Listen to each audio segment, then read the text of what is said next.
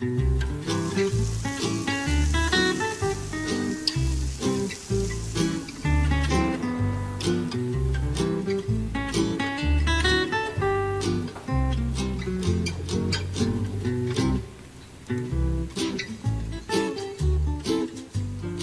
to Poultry on the Grill.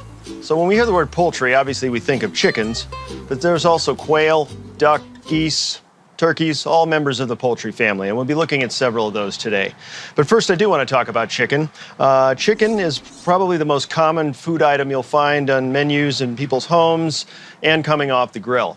Why is that? Well, it's accessible. You can pretty much find it anywhere. It's very affordable, and it's relatively easy to cook. The other relatively easy thing about it is it's relatively easy to break down a whole chicken. And so I'm going to do that right now. I'm going to show you how easy it is to take a whole bird like this and break it down into its respective parts. And you can find that you'll save yourself a lot of money at the grocery store by having this knowledge, being able to break down the chicken and utilize the different parts of the chicken. So I'm going to start by taking off the wing tips here, and just knowing where the joints are is very helpful. It enables you to cut right through that cartilage. Then I'm going to take off the breasts. First, I'm going to make an incision at the bottom of both legs because I want to keep the leg skin with the legs and the breast skin with the breast. Then I'm going to come down the middle of the, what they call the keel, this cartilage plate. That's going to take me right to the wishbone. The wishbone is going to naturally turn my knife downward and take me right through that joint right there. Then I'm going to go back and do the same on the other side, through that joint, and then I turn, and going backwards, just using the tip of my knife, take those breasts right off of the rib cage.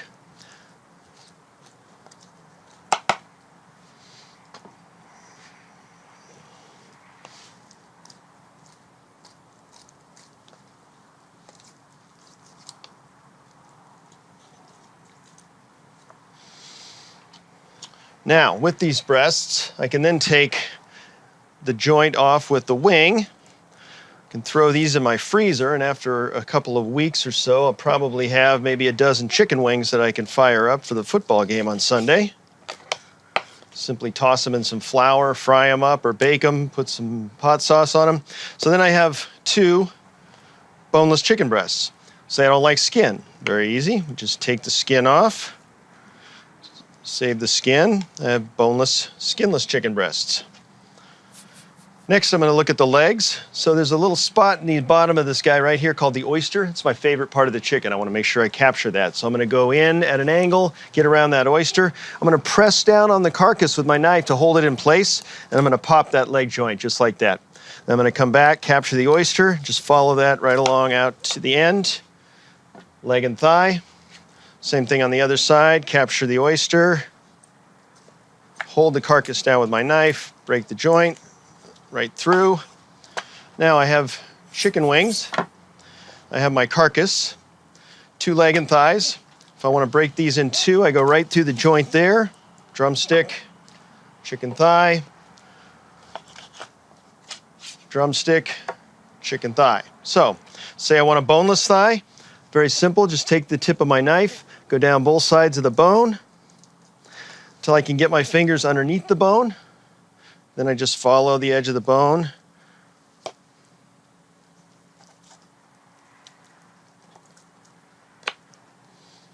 Bone stays with bones. Boneless chicken thigh. Boneless, skinless chicken thigh. Just one more step.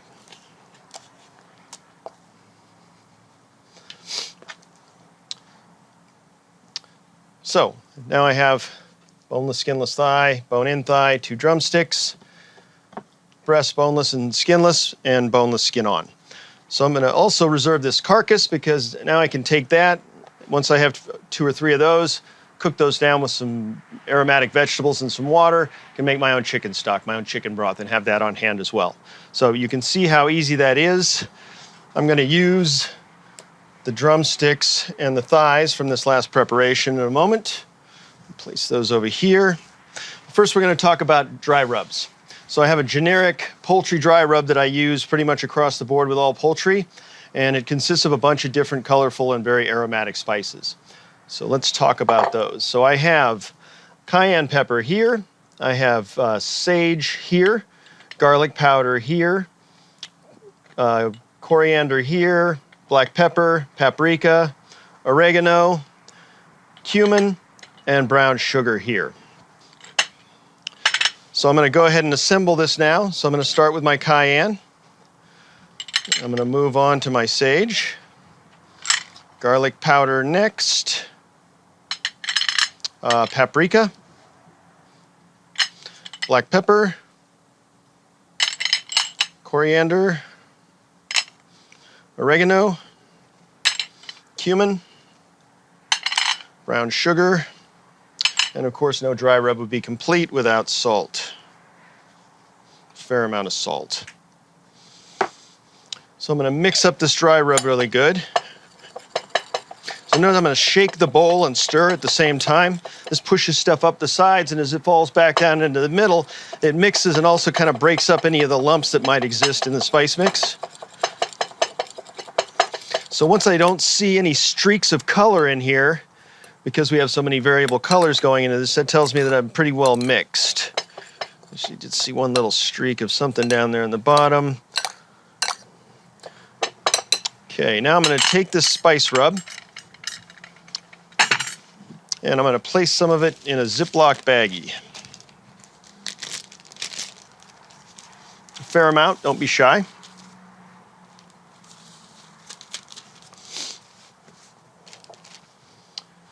Then I'm going to take my chicken thigh and legs, and I'm going to slash right across the middle of them, right down to the bone. What that's going to do is it's going to allow that heat to penetrate down to the bone and for these to cook much more quickly than they would otherwise. It's also going to allow the dry rub to get into the flesh of the chicken as opposed to just being on the outside, and it's going to draw the flavors and the salting capabilities into the meat. And then I just close this guy up. Sort of like shake and bake, but it's shake and rub. So we're just gonna make sure these guys are all evenly coated. And then you really want these things to hang out in here for a while. So we're gonna refrigerate this for about at least 4 hours, up to about 12. And then I just happen to have one that has been marinated here. So we're gonna take these guys out and we're gonna place them on the grill. Nice hot spot on the grill there.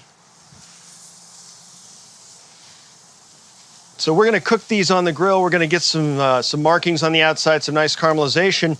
And then as they get near being totally cooked, we're going to put sauce on them. So we're going to use a nice barbecue sauce. It's a sugar, molasses, hickory flavored barbecue. But that sugar wants to burn on the chicken. So we're going to wait till the end. If we start putting sauce on this now, that sauce is going to burn before the inside of the chicken is cooked. So we're going to start cooking these without the sauce.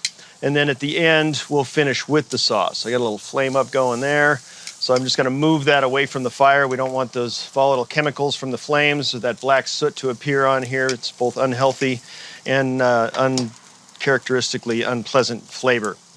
So we'll come back to those in about 6 to 7 minutes and start the glazing process. So these chicken thighs have been cooking for about 7 minutes now, and at this point they're almost fully cooked. So I'm going to take some of my sauce, like I said, heavily laden with sugar that wants to burn, and I'm going to start glazing these chicken thighs. So I'm going to put a generous amount of the sauce on, and I'm going to keep these moving pretty regularly. Once they get this sauce on them, if they stay in one place for any length of time, that sauce is going to burn. If I keep it moving regularly, that sauce is going to caramelize and form a nice little crust on the outside. So I don't mind a little bit of charring on this. A little charring is good. A lot of charring starts to get bitter and kind of unpleasant. So a lot of sauce, a lot of movement at this point. And literally just keep going, saucing and flip, saucing and flip. This each time you get a little bit of crust and caramelization with the sauce. Some of it falls off onto the grill, which is fine. But what stays on builds a base for the next layer.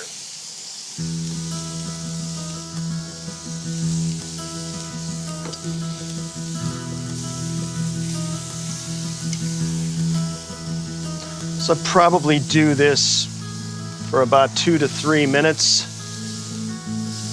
So these are done now. Got a beautiful crust on them. I'm going to plate these up just by themselves. Simple barbecue chicken.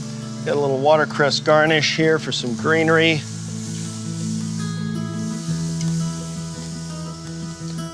And so here we have our classic American barbecued chicken.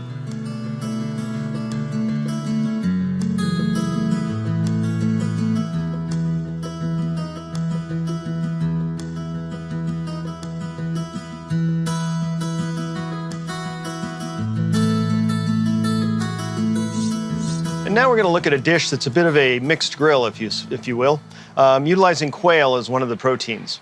But before we get to quail, I've got a few things that I need to get on the grill first. So I have some Italian sausage here that I'm going to place, cut these in half, and I'm going to place them on the flat side down so I can get some nice grill marks on them evenly. And as I place these down, I've brushed them with a little bit of oil, and I'm just pressing them down so I get nice, even grill marks. Here I have some polenta. Polenta is a coarse grain cornmeal that's frequently cooked with water or stock to sort of hydrate the grains, enliven them again. Once they're cooked, it can be served as a soft polenta like a porridge or a pudding, or it can be served as a firm polenta like we have here. So the ratio for a firm polenta is about 4 parts of liquid to 1 part of polenta, and that's what we've done here. So we cooked this off prior to grilling, formed it in a pan, and now we are going to grill it and get some nice grill marks on it. So you can see my Italian sausage is rendering some fat there and dropping the fat into the fire, causing some flame up. So I'm going to just move these. I've got some pretty high heat going there, so I can pull these back a little bit. I've already got my first grill mark established there. Also, a lot of times if I have a lot of things going on the grill that are sort of fatty and greasy, spreading them out over a larger area. If you concentrate where all that stuff is, all the fat, all the grease is falling in the same area, and that's going to cause that flare up for you. So with the polenta, I want to make sure we don't try to move it too soon because that's what causes it to tear the crust there on the bottom. So now let's get to the marinade. So here we have our quail. These are semi-boneless quail, so the bones still exist in the wings and in the legs, but all the breastbone and the body's been removed. So these are really great, delicate. They cook very quickly, and they've got a nice, distinct little gamey bird flavor to them. So we have the ingredients for our marinade here. So we're going to start off with some crushed garlic, cloves. Put those in. Some fresh bay leaves here. Some fresh thyme sprigs, fresh lemon juice, some extra virgin olive oil, and some sage leaves and stems. So all of that goes into the bag. I'm going to add a generous amount of salt to that, a little bit of pepper, being mindful of my activity on the grill over here all the time as well, so I'm making sure that I'm not letting anything get away from me over there. I'm going to place these in the marinade, and then these should marinate for about 1 hour to 2 hours. That marination time is going to vary depending on the size of the item. These guys are pretty small, so they're going to marinate fairly quickly. So I'm going to just zip lock this up, sort of roll these guys around in that marinade, get all those flavors sort of melding together, cohabitating, and I'm going to put this into the refrigerator for a couple of hours. Here I have a few specimens that have been pre-marinated.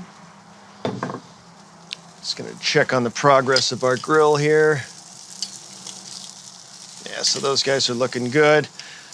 So I've got a much lower heat going over here on the left side than I do on the right, so that would be an example of zone grilling. So I'm going to bring these over here to my warm zone because those are almost completely cooked now. I needed that high heat for searing to get that color and flavor development. Same thing with the polenta. Once I form my grill marks, just going to press gently down on those now that I've formed a crust, ensuring that I get nice, even grill marks on those as well. So while we're finishing up there, let's get the quail on the grill.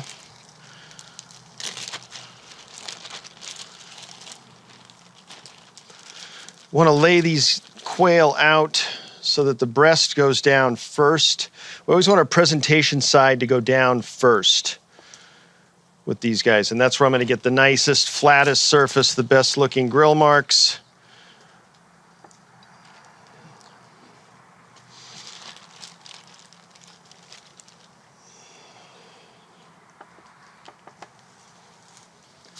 Pat these dry lightly with a paper towel, get the excess moisture off the surface.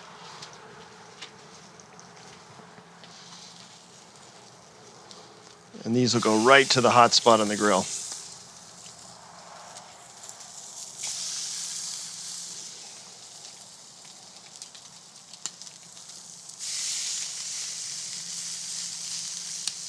So now that I have my quail on, let's talk about a condiment. So I've got a classic sauce here. This sauce is seen frequently in both Spain and Italy. It's a salsa verde, so it's a green sauce basically. And it utilizes a number of very flavorful ingredients and lots of fresh herbs. So starting off, we have some minced garlic, fresh chopped capers. We have the pickling liquid that the capers are stored in, so a caper vinegar, so to speak. Some fresh chopped white anchovies, some red pepper flakes, and some fresh lemon juice. And then here we have a mixture of cilantro and fresh chopped parsley. I'm just gonna flip over my polenta cakes. See nice golden brown grill marks on there.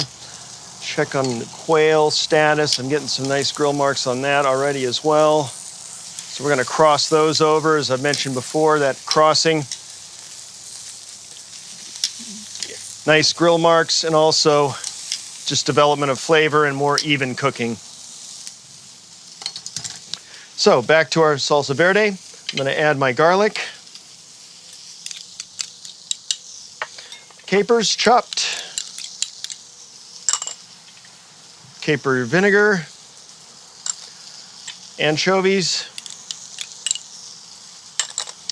A little bit of red pepper flake. Fresh lemon juice. And our chopped herbs.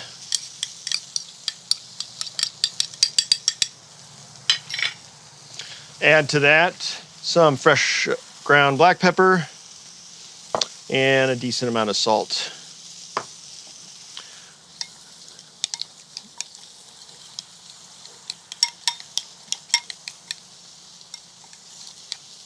It's a little bit dry for me. I'm going to add a little bit more olive oil to this. Just stir that in. That looks better.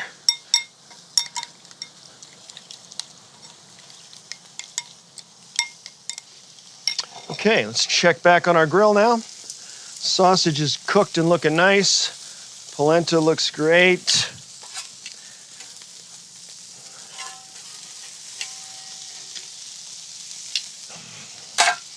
And our quail are ready to turn.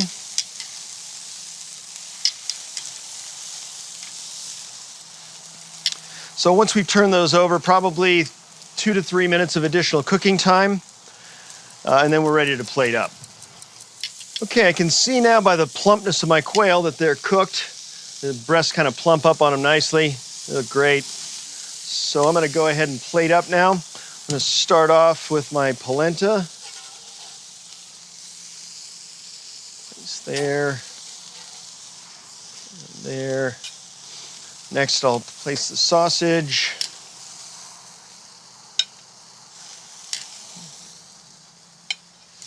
And then we'll come back with our quail.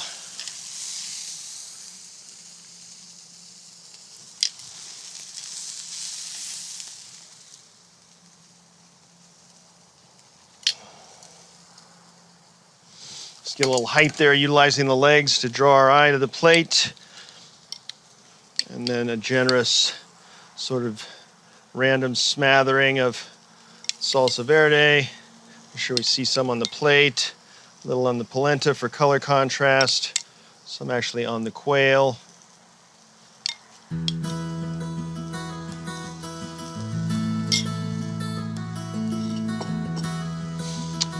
And there we have our beautiful marinated grilled quail with Italian sausage, grilled polenta, and salsa verde.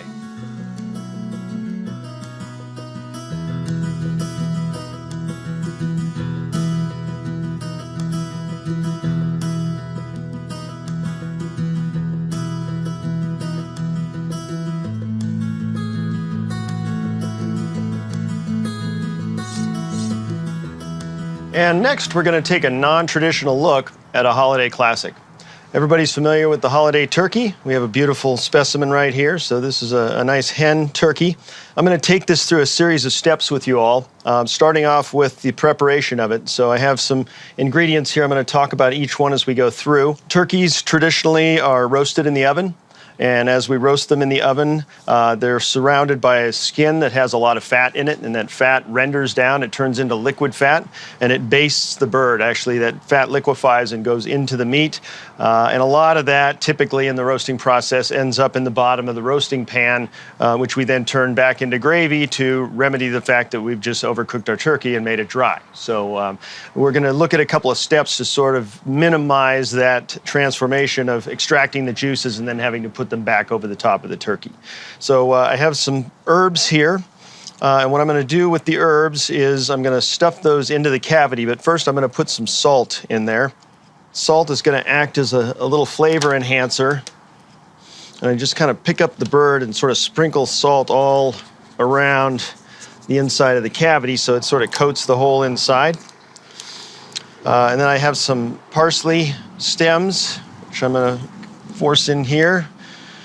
I have some thyme and some sage. Put the thyme in first. Just kind of move that around. And then we'll finish up with the sage. All of these just adding sort of different herbal characteristics to the inside of our bird. I'm going to put a couple of cloves of garlic in here. And then I have some lemons here. I'm going to cut these guys in half and put the lemon halves inside, probably just one lemon. That acid's going to sort of liven up the herbs in there, give us a little bit of a citrus characteristic in the flavor. So all that's going to be hanging out inside there and steaming and mixing with the juices inside and helping to flavor that bird from the inside out. So now let's talk about the outside. Again, what we're trying to achieve is really crispy skin, nice golden brown exterior. So I'm going to actually give this a little boost. In addition to the fat content in the turkey skin itself, I'm going to take some pats of cold butter and I'm going to work those underneath the skin here.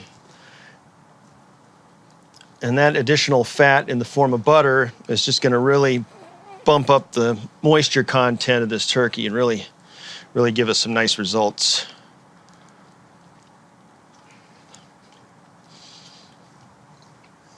And notice how I'm going to stay up high on the bird with this butter because gravity's going to kind of do its thing, draw that fat down into the remaining parts of the bird. So I don't need to worry too much about doing anything in the lower part of the bird because this will end up there anyway.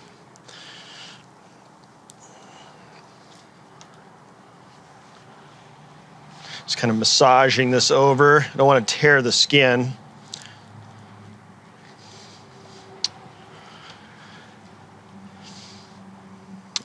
Do a couple more up here in the front. Break through that membrane there.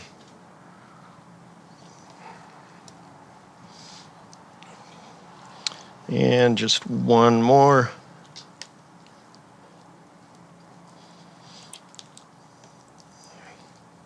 So I think we have adequately pump some additional fat into here. Next step is going to take a dry rub. We're going to put a dry rub on the outside of this, and what that's going to do is a couple things. It's going to give us a seasoning on the outside. It's also going to salt the outside, which is going to help to dry out that skin and start to help us form that crust. It's going to give us that beautiful crispy skin. And it actually also acts as an antibacterial step. So the spices and the salt kill any bacteria that may exist on the surface area of the bird itself while it's cooking for an extended period of time. So let's get this dry rub on here. And I'm just going to sprinkle some on and I'm just sort of massage it into the bird. I want to make sure I have it all over the bird. Make sure I get in the crevices. Now the other option, as opposed to dry rubs, which a lot of people do with poultry, is brining. And brining is a great tool too. Brining is basically taking a solution of salt water and seasonings and placing the turkey in that solution. And I'll just give you a quick science lesson on how that works. Brine utilizes salt through osmosis and the salt and the water move through semi-permeable membranes and create equilibrium. So the salt will equalize in the water in the bird as it has in the water that it was in prior to. So what you end up with is seasoned liquid inside your poultry. The other advantage is that seasoned poultry is going to now have a higher water content in it than it did before by about 10 to 15%. So you're going to end up with more juice in the bird than you would have if you'd have just cooked it traditionally. So dry rub is a slightly different process. We're going for a little bit different flavor profile on the outside, but brining is a perfectly legitimate method as well. So we're going to cook this in a Weber barbecue.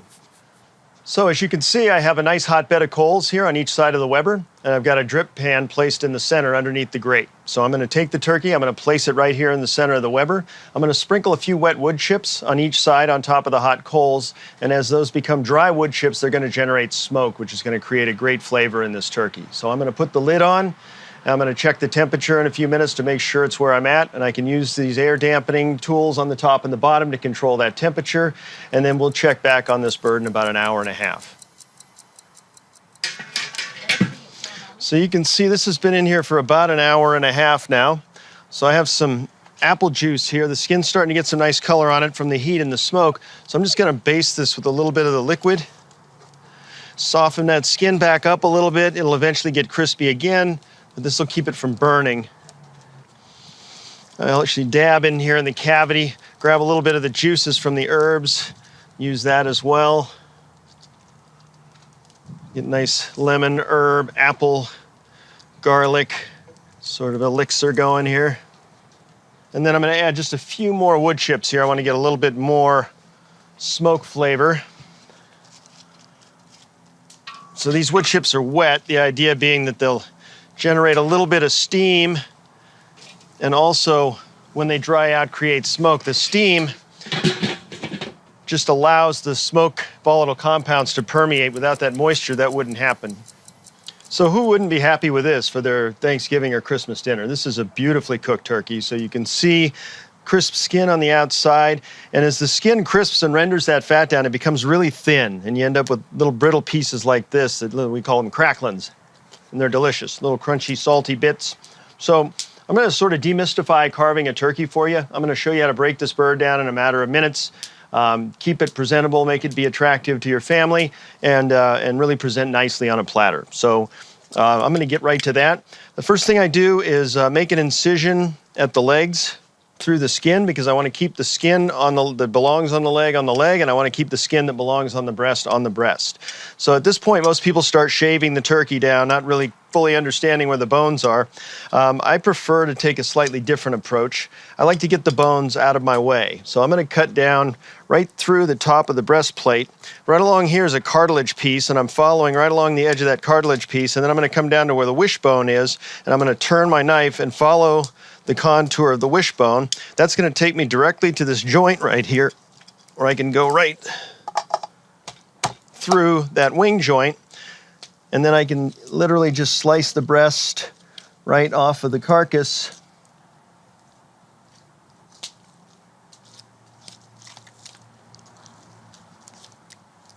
And have everything out of my way. So you can see a little pink hue right here, which is exactly what I want to see. That tells me that the breast is still nice and moist. It's not going to be dry. At this point, I'll come back and I'll take off the leg, basically coming underneath. Right here is my favorite part of the turkey. This is called the oyster, and it's right at the base of the pelvic joint, and it's just a little piece of meat about the size of a $50 right there, and it's the most moist and tasty piece on the entire turkey. So I'm going to start with the leg. I'm going to break the thigh and the leg joint. I'm going to keep the drumstick intact. Just going to place that right here on my platter.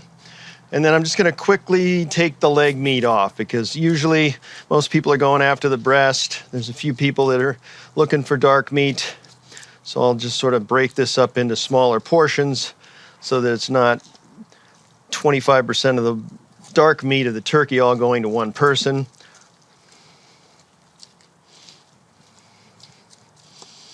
Just Kind of scrape all that excess meat off of the bone.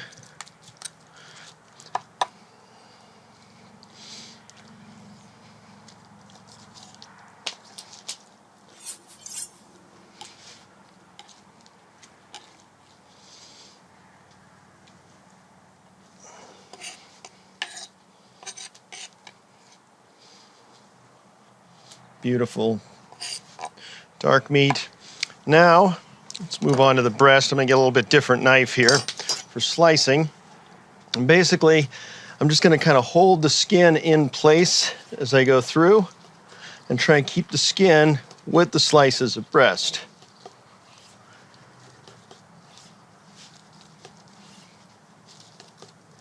So without the bones being in my way, it's real easy to get nice, even, uniform slices on this without them coming apart, without banging into bones.